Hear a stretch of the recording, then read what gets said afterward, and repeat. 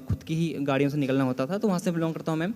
तो सबसे पहले तो ये बताइए कि परिवार में आपने जब शुरुआत की, आप कहाँ पर काम कर रहे थे और उस वक्त क्या सोच थी आपके अंदर कि पता नहीं आगे जीवन भविष्य क्या होगा? मैम 2012 की मैं बात करूँगा आपसे, तो उस वक्त मेरे पिताजी की सडनली डेथ हो गई थी। तो उसके बाद मैं उस वक्त हाई स्कूल में पढ़ाई कर रहा था और मैं फ़ेल हो गया 1 साल, क्योंकि जब पेपर थे, एग्ज़ाम थे, तो पिताजी की डेथ हो गई, तो मैं पढ़ाई नहीं कर पाया आगे। तो फिर मम्मी ने प्रेशर किया कि चलो इस बार तुम हाई स्कूल में पढ़ाई कर लो। और परिवार में और कौन कौन है? अभी मेरी एक मदर हैं और 2 मेरे भाई हैं, अदरवाइज़ जो पिताजी थे उनकी डेथ हो चुकी है, तो हम अभी 4 लोग ही हैं। तो फिर मम्मी ने कहा ऐसा करो, तू पढ़ाई कर ले और मैं कुछ भी करके, मैं मज़दूरी करके तुझे पढ़ाऊँगी। और खेतों में काम करके और दूसरों का काम काज करके मम्मी ने मुझे पढ़ाया। तो मैंने हाई स्कूल 2014 के अंदर मैंने कंप्लीट कर लिया था। उसके बाद फिर एक मिडिल क्लास फैमिली की मैम जो बच्चे होते हैं, उनके ऊपर जब जिम्मेदारी आती हैं तो फिर वो आगे पढ़ाई का सोच नहीं सकते। तो उसके बाद फिर मैंने पढ़ाई को ड्रॉप कर दिया और उसके बाद फिर मैं एक होटल के अंदर मैंने काम किया, लगभग 2 साल मैंने वहाँ काम किया। फिर मैंने एक फैक्ट्री के अंदर काम किया, 12 घंटे काम करता था। और कभी कभी जो कंपनीज़ के ओनर होते थे, तो जो वहाँ के सिक्योरिटी गार्ड होते थे, वो मुझे घर भगा दिया करते थे कि तुम्हारी एज बहुत छोटी है, कंपनी के अंदर विजिटिंग होगी तो तुम्हें पकड़ लेंगे, तो कंपनी को नुकसान हो जाएगा, तुम चले जाओ। तो कभी कभी मैं घर से जंगल से होते हुए 8 किलोमीटर दूर जाया करता था और उस एरिया का नाम है सितारगंज। तो वहाँ जाता था मैं और कभी कभी मुझे वापस आना पड़ता था रिटर्न होकर। तो मतलब आप काम करने जाते थे, लेकिन आपकी कम उम्र होने की वजह से आपको भेज दिया जाता था? एग्जैक्टली मैम, तो मुझे वापस भेज दिया जाता था। तो इस तरीके से फिर मैंने एक कंपनी चेंज की और उसके बाद में 1 डेढ़ साल बाद मैं 18 साल का पूरा भी हो गया। तो फिर मैंने आधार कार्ड भी बनवा लिया। तो उसके बाद फिर मैंने लगातार 4 साल मैंने काम किया फैक्ट्री के अंदर। और 2018 के अंदर जो मेरी मदर है, 2017 के अंदर, तो मेरी मम्मी आग से झुलस गई थी काफ़ी ज़्यादा। तो उसके बाद फिर उन्हें हॉस्पिटल में जब एडमिट किया गया तो 3.5 लाख रुपए से भी ज़्यादा का खर्च। और उस वक्त मेरी जो सैलरी थी वो 5300 के आसपास थी, 5300 के आसपास थी। उसमें से पीएफ कट के उतनी मुझे मिला करती थी। अगर मैं 28 दिन पूरा जाता तो ही मुझे उतने मिलते थे। तो अब उस इंसान के लिए 3.5 लाख रुपए के ऊपर हमारे ऊपर कर्ज भी हो गया। और 2019 के अंदर फिर मैंने कंपनी जाना छोड़ दिया। पता नहीं उसमें मैं एंटरप्रेन्योरशिप की जो वीडियोस थी, विवेक सर की वीडियोस थी, काफ़ी देखा करता था, काफ़ी फॉलो करता था और सर की तरह बोलने का प्रयास करता तो था। मतलब आप जिस इलाके के बारे में बता रहे हैं, मुझे लगता है कि यहाँ बैठे हुए बहुत सारे लोग जानते भी नहीं होंगे। सुना है कभी नाम जहाँ से ये आते हैं? मतलब वहाँ भी डॉक्टर विवेक बिंद्रा की वीडियोस लोग देखते हैं जी। और मैम क्या बात है भाई, ताली हो जाए। तो 2020 के अंदर जब लॉकडाउन लगने वाला था, उससे पहले ही मैंने आईबीसी के बारे में कुछ सुना था, लेकिन मैंने उतना इंटरेस्ट शो नहीं किया था क्योंकि इन्वेस्टमेंट लगती थी। तो उसके बाद जब 2020 के अंदर ही how to start a startup का जब विवेक सर का प्रोग्राम हुआ, तो उसको मैंने अटेंड किया, वो भी पेड़ की डाल में बैठ के, क्योंकि पेड़ की डाल के ऊपर, टॉप के ऊपर मैंने नेटवर्क आता था। exactly. क्या बात है, पेड़ की डाल पे बैठ करके अटेंड किया है। जी। तो मैंने उसको, जो डोंगर होता है, उसको मैंने ऊपर रख दिया, पेड़ में बांध के रख दिया ऊपर, और नीचे मैं डाल के बैठ के मैंने आराम से उसको अटेंड किया। लगभग 1.5-2 घंटे का वेबिनार था। तो वहाँ मुझे आईबीसी के बारे में पता चला। तो एक अंदर से एक हिट हुआ कि शायद हो सकता है मैं इसमें कुछ कर जाऊँ, क्योंकि मुझे थोड़ा सा, मैं एक ऐसा इंसान था कि मैं बैठे बैठे काम करना चाहता था। और मैं घर में बोल चुका था कि मैं कंपनी नहीं जाऊँगा, और ऑलरेडी 1.5 साल से मैं घर में बैठा हुआ था। तो फिर जब मैंने आईबीसी के बारे में सुना और जब मैंने पता किया तो काफ़ी इन्वेस्टमेंट थी। और एक 5,000 कमाने वाले इंसान के लिए मैम वो शायद 70-80 हज़ार रुपये देना वो मेरे बस की बात नहीं थी, मैं बी ऑनेस्ट बोलूँगा यहाँ पर। तो उसके बाद जब मैंने घर में मम्मी से कहा, तो मम्मी ने कहा, बेटा देख, ये बड़े बड़े लोगों को काम होते हैं, जिनके पैसे होते हैं वही ये कर सकते हैं। ऑलरेडी मैं कई जगहों पर पैसे फंसा चुका था पहले ही, और काफ़ी कर्ज और करवा चुका था। तो मम्मी ने कहा, अब देख, तू मत कर, तू कहीं कंपनी चले जा। और जब घर वालों ने काफ़ी प्रेशर किया तो मुझे लगा शायद मुझे कंपनी चले जाना चाहिए। तो फिर मैंने वो ड्रॉप कर दिया। शायद मार्च अप्रैल के बीच में वो सेशन हुआ था, तो मैंने ध्यान नहीं दिया। तो फिर मैंने, जब लॉकडाउन बढ़ता गया, तो उसके बाद फिर मैंने 2020 25 दिसंबर के अंदर मैंने आईबीसी ज्वाइन किया। और वो भी मैंने मम्मी, जो मदर थी, उनकी मम्मी ने अपने जो शादी में उन्हें गहने मिले थे उनको उन्होंने सेल किया, और देन मुझे फिर आईबीसी बनाया। तो उसके बाद मैंने काम करना स्टार्ट किया मैम। और 25 दिसंबर 2020 को मैं एज अ आईबीसी बड़ा बिजनेस के अंदर एनरोल हुआ और वहाँ से काम करना स्टार्ट किया। और आज कहाँ पर पहुँच गए? मैम आज मैं तकरीबन 2 करोड़ का बिज़नेस हम कर चुके हैं। और उसी के साथ साथ यूट्यूब के ऊपर 60,000 से भी ज़्यादा लोगों को आज मैं सिखा पाता हूँ, स्किल सेट के ऊपर, माइंड सेट के ऊपर ट्रेनिंग दे पाता हूँ। 60,000 से ज़्यादा लोगों को? और आपकी उम्र क्या है? अभी मैम 23 साल, 23। 23 साल जी। 23 साल में 2 करोड़ का बिजनेस 60,000 से ज़्यादा लोगों को सिखा रहे हैं, और क्या चाहिए यार?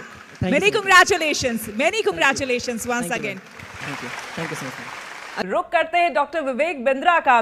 Hey, this is Rahul Vaishya. Congratulations to you, Rahul ji, coming from Prayagraj, हमारी कितनी प्यारी खूबसूरत सिटी, जहाँ पे मैं NIT इलाहाबाद में लेक्चर ले रही जाया करता था, तेलियरगंज में होता था NIT Allahabad.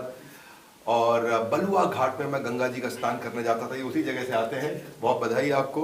He'll done some about 17 lakhs of revenue. I just wanted to encourage and congratulate him. आप भी इनको बधाई दीजिए। He'll done some wonderful job. गांव से आते थे पर अपनी कमिटमेंट के कारण लगातार आगे बढ़ रहे हैं। यशु जी के साथ काम करते हैं और इनकी कंसिस्टेंसी के कारण ये लगातार ग्रो कर रहे हैं। तो मेरी तरफ से आपको बहुत बधाई, बहुत शुभकामनाएं। विवेक बिंद्रा का mentor and business Guru doctor Vivek Bindra, बहुत स्वागत है आपका। धन्यवाद, थैंक यू वेरी मच। आज तक के सारे व्यूअर्स को मेरा नमस्कार। डॉक्टर बिंद्रा, आपके बारे में बहुत सुना, खास करके अभी जो हमने प्रोग्राम किया है वहां पर लोगों से। ये बताइए कि ऐसा ये मैजिक आप क्या करते हैं, ये कैसा मैजिक करते हैं कि वो इंसान, वो शख्स जिसके पास कोई इंफ्रास्ट्रक्चर नहीं है, जो बिजनेस के बारे में सही उसको तालीम नहीं है, उसके बावजूद वो इस मुकाम तक पहुंच जाता है। How it is possible? देखिए, हमारी जो इंडस्ट्री थी जब मैं इसमें ज्वाइन किया था, वो फ्रीलांसर्स की इंडस्ट्री थी, ट्रेनर्स की इंडस्ट्री थी, प्रोफेशनल्स की थी। डॉक्टर की समस्या भी यही होती है, वो जितने पेशेंट देखेगा उतना पैसा कमाएगा। लॉयर की समस्या भी यही है कि वो जितनी कोर्ट में हियरिंग करेगा उतना पैसा कमाएगा। एस्ट्रोलॉजर जितनी पत्री देखेगा, टीचर जितना पढ़ाएगा, ऐसे ही मोटिवेशनल स्पीकर या कॉर्पोरेट ट्रेनर जितने ट्रेनिंग प्रोग्राम लेगा उतना पैसा कमाएगा। बट आई थिंक मेरा इंस्पिरेशन ज़्यादा हार्वर्ड, वॉटन और लंदन स्कूल ऑफ बिजनेस में एक सब्जेक्ट आता है जिसको बोलते हैं pipe business versus platform business. तो मैंने प्लेटफॉर्म बिल्ड करने पे काम किया। जिन लोगों से आज आप मिले वो सारे हमारे इंडिपेंडेंट बिजनेस कंसल्टेंट्स हैं, हमारे माइक्रो फ्रेंचाइजीज हैं। और आपको श्वेता जी जान के अच्छा लगेगा कि आज देश में डोमिनोज हो सकता है कि भागलपुर के पास में किसी गांव के अंदर अपना पिज्ज़ा पहुंचाने में 25 मिनट 30 मिनट लगा दे, लेकिन आज किसी भी प्रोडक्ट का डेमो देने के लिए मेरी man power single digit of minute में पहुंच सकती है, यानी कि 10 से कम मिनट में, 8 मिनट 9 मिनट में मेरी कवरेज आज इतनी बड़ी है। मैं आज इस समय यूनिलीवर का एक सब्सटीट्यूट बनने जा रहा हूं आज डिस्ट्रीब्यूशन नेटवर्क को लेकर के। इतना बड़ा डिस्ट्रीब्यूशन नेटवर्क बिल्ड किया। टॉप बैंक्स हमारे देश के आज फाइनेंशियल प्रोडक्ट्स को लेकर के हमारे साथ पार्टनर करना चाहते हैं कि कैसे हम उनके प्रोडक्ट्स को प्रमोट करें, हमारे अपने एजुकेशनल प्रोडक्ट, वो कंटेंट, वो हैंड होल्डिंग सपोर्ट। तो कोई भी एंटरप्रेन्योरशिप से संबंधित अगर कोई प्रॉब्लम है तो वो आज बड़ा बिजनेस सॉल्व कर रहा है। टियर 3, टियर 4, टियर 5 जहाँ असली भारत बसता है, जो कि इंडिया नहीं है। इंडिया केवल top 10 cities of the country है, असली भारत बहुत बड़ा है। और इस असली भारत के अंदर जो ग्रोथ रेट इस समय जो चाइना ले रहा है, उससे ज़्यादा पॉसिबल ग्रोथ रेट हमारे पास पॉसिबल है। अगर हम जो रियल इम्पैक्ट आएगा वो तभी आएगा जो 100 करोड़ लोग जो पीछे कहीं छुपे हुए हैं, दबे हुए हैं, अगर हम उनको उठाएं। वही हमारा काम है। एक ऐसा प्लेटफॉर्म हमने तैयार किया। आज आप इंडिपेंडेंट बिजनेस कंसल्टेंट से मिले, मैंने इसको इतना इडियट प्रूफ मॉडल बनाया है, इतना फूल प्रूफ, जिसको फूल प्रूफ का साधारण भाषा में अर्थ हुआ कि ऐसा जो कम बुद्धि का व्यक्ति है वो भी सफल कैसे हो जाए, है ना। या जो ये आपके कोर्स में बाकायदा बताया जाता है। हम अपने कोर्सेज में, अपने हैंड होल्डिंग सपोर्ट में, अपनी टेक्नोलॉजी के माध्यम से, अपनी लीडरशिप के माध्यम से, हमारी सफलता, हमारी लीडरशिप, हमारी टेक्नोलॉजी और हमारा प्लेटफॉर्म ही है जिसके कारण आज हजारों लाखों लोग हमारे साथ में मिलकर ग्रो कर रहे हैं। तो अगर मैं आपसे अगर ये पूछूं कि एक शख्स जिसने MBA किया हो, दूसरा शख्स जिसने आपका कोर्स किया हो, वर्सेस, तो बड़ा वो सिंपल ज्यादा है, बड़ा सिंपल। मेरा काम नहीं है कि मैं अपनी तारीफ करूं। अच्छा रहेगा आप उन लोगों से मिलें, उनके टेस्टिमोनियल्स लें, उनसे जानें। हाँ, क्योंकि देखिए MBA मैंने भी किया, लेकिन मैं अपना MBA में ये समझता हूं कि जो कंसेप्चुअल, जो थ्योरेटिकल क्लासरूम बेस्ड अप्रोच के साथ पढ़ाया जाता है, जो वाइट बोर्ड पर पढ़ाया जाता है, वो पढ़ाई एक्चुअली एप्लीकेशन में इसलिए नहीं आ पाती क्योंकि जो प्रोफेसर आपको पढ़ा रहा है वो प्रोफेसर भी ज़्यादातर चांसेस हैं कि उसने इसीलिए प्रोफेसर बना कि उसको कोई और अच्छा काम नहीं मिला।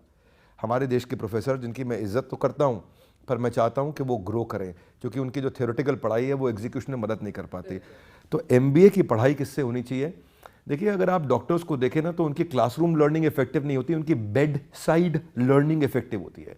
यानी कि अस्पताल में बेड के साइड पे खड़े होकर वो जितना सीख सकते हैं उतनी क्लासरूम में पढ़ करके नहीं सीख सकते। ठीक उसी प्रकार बिजनेस में भी, जिसने बिजनेस किया हो, जब वो बिजनेस सिखाता हो, तो हमारे जो बिलियनियर प्रोफेसर्स हैं, जब वो आके बिजनेस सिखाते हैं, जिन्होंने खुद बिजनेसेस को बिल्ड किया, तो वो पढ़ाई बहुत काम की होती है। डॉक्टर बिंद्रा, आप ही की बात से यहीं से मैं आगे बढ़ाती हूँ। आपने कहा कि practical knowledge is very important, वो बहुत ज़रूरी है थ्योरेटिकल से। आप ये मुझे बताइए कि आपके जितने भी कोर्सेज हैं वो सारे ऑनलाइन हैं मोस्टली, तो उसमें प्रैक्टिकल नॉलेज तो कोई भी इंसान गेन उस समय कर नहीं रहा होता है, उसके बावजूद वो कामयाब कैसे होता है? नहीं, पहले तो खैर डिजिटल नहीं है, सब फिजिकल है, फिजिकल प्लस डिजिटल। हमारे फिजिकल इवेंट्स भी होते हैं, लोग वहाँ भी आते हैं, लेकिन ये मेरे अलावा कई लोग पूरा डिजिटल भी कर रहे हैं। मैं उनके लिए भी कहना चाहूँगा और अपने लिए भी कहना चाहूँगा कि डिजिटली भी आप आपके पास इंटेलिजेंस होना चाहिए कि आप कंटेंट का डिसेमिनेशन करते कैसे हैं। आप राइट एनिमेशंस देते हैं, राइट फ्रेमवर्क देते हैं, आप अगर चैट बेस्ड सपोर्ट देते हैं, कॉल बेस्ड कोच का सपोर्ट देते हैं, और अगर फिजिकल इवेंट्स भी करते हैं, आपको फ्रेमवर्क देने आते हैं, आपको रोल प्लेस कराने आते हैं, आपको क्वेश्चन एक्सरसाइजेज आती हैं और आप उसका फॉलोअप टाइमली ले पाते हैं, एग्जीक्यूशन फ्रेमवर्क, तो हमारा काम केवल डिजिटल नहीं है, डिजिटल से बहुत आगे है। हम लोग इस इंडस्ट्री के अंदर नंबर 1, 2, 3 नहीं है कि आज तक नंबर 1 है, लेकिन हम अपनी इंडस्ट्री में दी ओनली 1 है। दी ओनली 1 का मतलब है कि नंबर 1 पे भी हम है, 2 पे भी हम है, 3 पे भी, 4 पे भी, 5 पे भी। वो सारी रैंक हम इसीलिए होल्ड करके चलते हैं क्योंकि हम रोज कंज्यूमर के नज़दीक बैठते हैं कि इसको क्या तकलीफ आ रही है, उसकी तकलीफों को कैप्चर करते हैं, उसको प्रोडक्ट में डालते हैं, फिर तकलीफ को कैप्चर करते हैं, प्रोडक्ट में डालते हैं। ये मंथन हम लोग लगातार करते हैं कि कंज्यूमर को चाहिए क्या है। असली ऑर्गेनाइजेशन ना श्वेता जी सफल वही होती हैं जो कस्टमर के हिसाब से प्रोडक्ट बनाती हैं, अपने हिसाब से नहीं। एक बहुत बड़ा इवेंट, एक मेगा इवेंट अभी अभी आप लोगों ने देखा, जिसमें हमने इंटरव्यू किया उन लोगों को और जाना उन लोगों के बारे में जो आपने देखा कि कहाँ छोटे से कस्बे से निकलकर बड़े बड़े सपने देखने वाले लोगों ने वाकई अपने सपने आज साकार किए और पूरे किए हैं। और उन सभी का यही कहना था कि अगर उनके साथ डॉक्टर विवेक बिंद्रा नहीं होते, उनका मोटिवेशन नहीं होता, उनके कोर्सेज नहीं होते, तो शायद उनके लिए इस मंजिल को पाना मुश्किल होता, और मुश्किल ही नहीं, नामुमकिन होता।